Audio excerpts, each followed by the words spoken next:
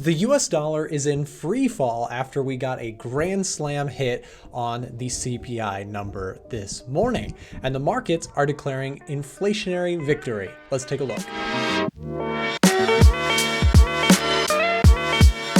So first of all, guys, give me my moment in the sun. I gotta brag just for a second about this CPI number and how it just blew my S&P trade into the stratosphere.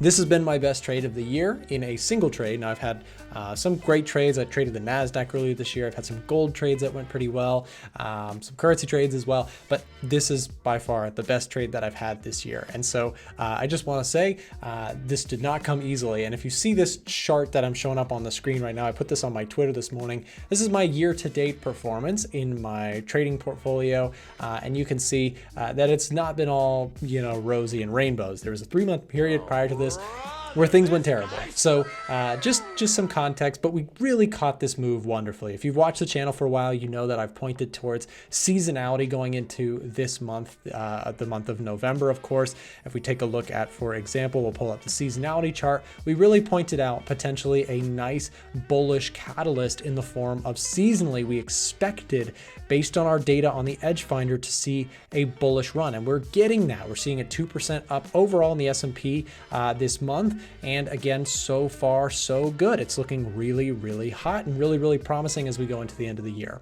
Seasonal data is really powerful, but so is this CPI data that came out this morning. CPI came out cooler than expected. It was expected to be 3.3%. That's down from 3.7, a nice inflationary kind of downtrend, which is what the market wants to see. Well, we got 3.2, which is even better than expected.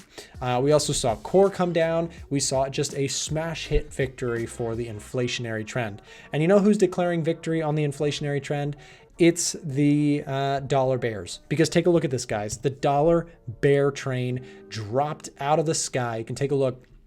It does seem like what was kind of the last leg of defense for the bulls here has completely turned sour, and now we see sellers in full swing when taking a look at the dollar index. My personal opinion is that pullbacks most likely get sold. Now, of course, that's not a guarantee that that is going to work out, but we are very much in the camp of risk on for now. Markets look optimistic, they look promising, and they have upside. Now, what that means is that dollar potentially comes down, and if you're a currency trader out there, it might be finally time to look a little closer at things like Euro USD, which have had a beautiful pump to the upside. This daily chart alone at the time of recording is up almost 150 pips.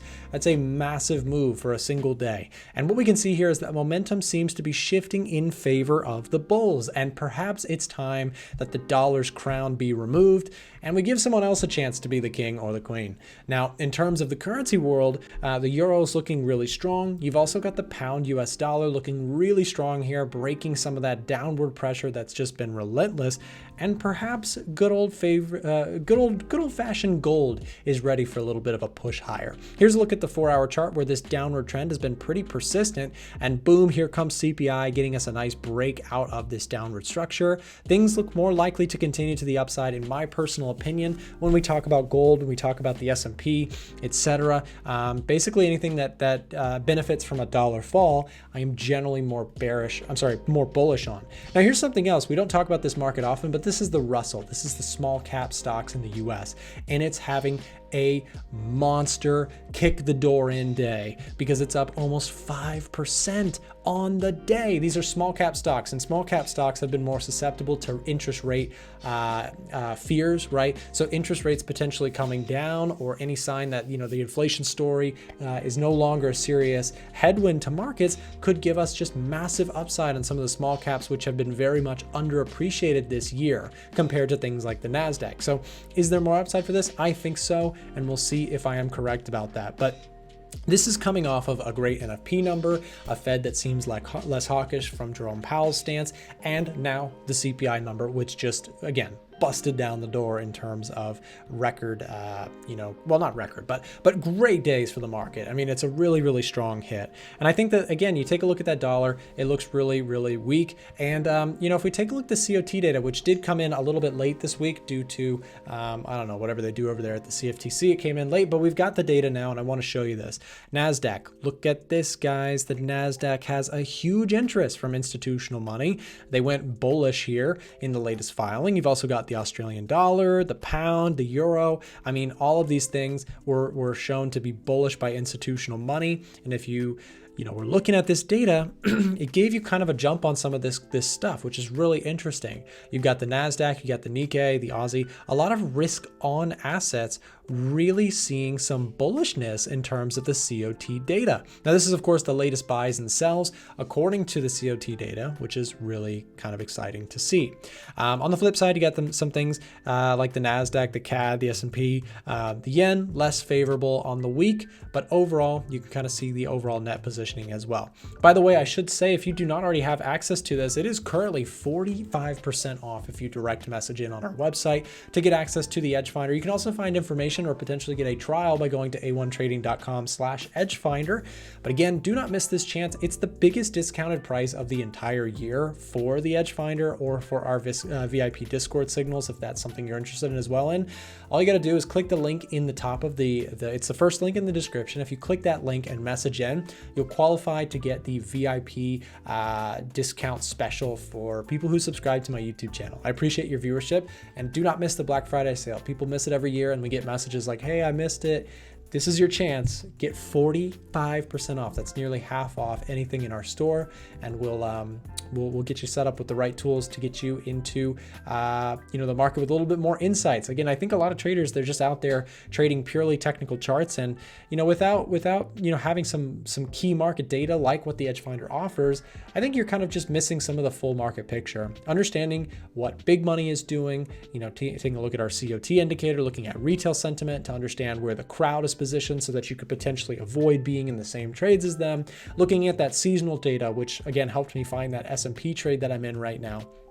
Having data sets you apart from the retail traders who are just out there drawing head and shoulders patterns and hoping that it works, right? Get yourself some data, get access, take advantage of our super discounted sale going on right now. Use that link top of the description to message us. Again, NASDAQ looking really strong. Look at this monster breakout to the upside and looking just a remarkable continuation pattern. You take a look at things like dollar yen, totally fallen apart here from its highs, rejecting this resistance. I think if you're a dollar yen bull, you had to see this thing break out. It didn't quite get there, and now it seems like sellers are in control of this one. If you take a look at another chart that's interesting, pound yen, by the way, huge upside. Why? Risk on is reigning supreme right now. Risk on meaning you sell the yen, buy things like pound, buy CAD, buy Aussie dollar. And I'm not telling you to do that. I'm just saying that that's what the market is voting on right now. They're saying risk on is here to stay. Markets look optimistic. Things look like they have upside. And boom, there goes the yen to the downside while other things rally. So if you're watching things like the yen crosses, pound yen, if you're watching Aussie yen, CAD yen, those sorts of things, the move today I think has already played out. But there may be some opportunities if we're patient enough to wait for them, right? So I'm looking for pullbacks potentially on things like pound yen. You might get a 61.8% retracement, which gets you right back up into this zone here. So I know it's a big ask, but it very well could happen quicker than you think. So if you take a look at some of the yen pairs, that could be something on the horizon. If you're wanting to partake in risk on assets, these things are generally going to do pretty good in a risk on environment. Now, of course, we'll see if that sustains itself, but right now, path of least resistance, in my opinion, is more upside for risk on assets. With that said, guys, thanks for watching.